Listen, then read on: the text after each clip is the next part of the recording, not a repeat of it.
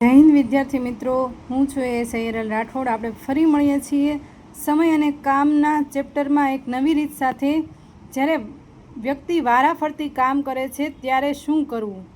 તો અહીં આપણને રકમ આપેલી છે। મનોજ કોઈ કામ 20 દિવસમાં પૂર્ણ કરે છે, કનોજ તે કામ 30 દિવસમાં પૂર્ણ કરે છે। બંને એક દિવસ વારાફરતી કામ કરે છે તો મનોજ કામની શરૂઆત કરે તો આ કામ ક્યારે પૂર્ણ થાય? હવે જ્યારે આવી રીતે કામ આપ્યું હોય ત્યારે સૌ પ્રથમ આપણે એનું કામ લખી નાખવાનું છે। મનોજ 20 દિવસમાં કામ પૂરું કરે છે, કનોજ 30 દિવસમાં કામ પૂરું કરે છે। તો બંનેનો આપણે લસા કાઢવાનો છે। ઘણીવાર વિદ્યાર્થીને લસા કાઢતા નથી આવડતો, તો લસા કાઢવા માટે અહીંયા એમની રકમ મૂકી દેવાની છે 20 અને 30। હવે બંનેને સરખા ભાગે ચલાવવાના છે, તો અહીંયા 10 મૂકશું। 10 બંનેનો એવો ભાગ લેવાનો છે જેથી કરીને બંને, તો અહીંયા 6 લેશું, 6 પંચું 30 આવશે અને 4 પંચા 20। હવે અહીંયા 3 દુ 6 આવશે અને અહીંયા 2 દુ 4 આવશે। હવે 3 એકા 3 અને 2 એકા 2, એટલે અહીંયા 3 1 તેરી 3 અને 1 દુ 2, એટલે 5, એટલે 5 દુ 10, 10 તેરી 30 અને 30 દુ 60, એટલે અહીંયા આપણે 60નો લસા આવશે। હવે 20 તેરી 60 અને 30 દુ 60, એટલે મનોજ એક દિવસમાં 3 કામ કરે છે, કનોજ એક દિવસમાં 2 કામ કરે છે। કુલ કામ કેટલા થયા? અહીં 5 કામ થયા છે, તો 2 દિવસમાં કુલ 5 કામ થાય છે। તો આ જે 60 કામ છે એ કેટલા દિવસમાં કરે? તો 60 જે 5ને છે એ કેટલા વડે ગુણીએ તો આપણે 60 કામ આવી જાય। તો 5ને આપણે 12 વડે ગુણશું એટલે અહીં 60 જવાબ આવશે। તો અહીં 5 વડે ગુણ્યા 6, 12 વડે ગુણ્યા છે, તો અહીં 2 દિવસને પણ 12 વડે ગુણશું એટલે 24 દિવસમાં 60 કામ પૂરા થાય છે।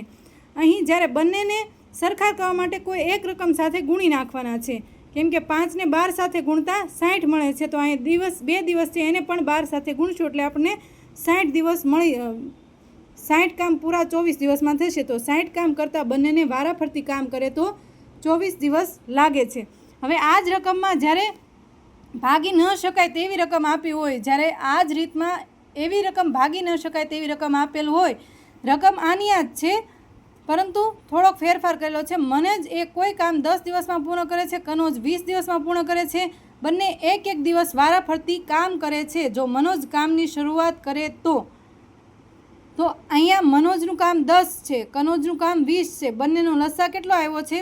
20 લસા આવ્યો છે, એટલે 10 દુ 20 અને 20 એકા 20, એટલે મનોજ એક દિવસમાં 2 કામ કરે છે, કનોજ એક દિવસમાં 1 કામ કરે છે। કુલ કામ કેટલા થયા? 3 કામ થયા। 3 કુલ કામ તો 20 આવશે, જે લસા છે એ આપણું કુલ કામ આવશે। અને તો આ 2 દિવસમાં 2 જણા થઈને કેટલું? 3 કામ કરે છે, તો આપણે કુલ કામ કેટલા? 20 કરવાના છે, એટલે 3ને કેટલા સાથે ગુણીએ તો 20 જવાબ આવશે। અહીંયા જે 3 કામ છે એ 2 દિવસમાં થાય છે, તો જે 3ને કેટલા વડે ગુણીએ તો કુલ કામ જે આપણા 20 છે એ આવી જાય। જ્યારે આવી રકમ આપે કે 3નો ઘડિયો આમાં ક્યારેય 20 આવતા નથી, તો નજીકની રકમ સાથે ગુણી નાખવાના છે, એટલે 3 છક કેટલા થાય છે? 18 કામ।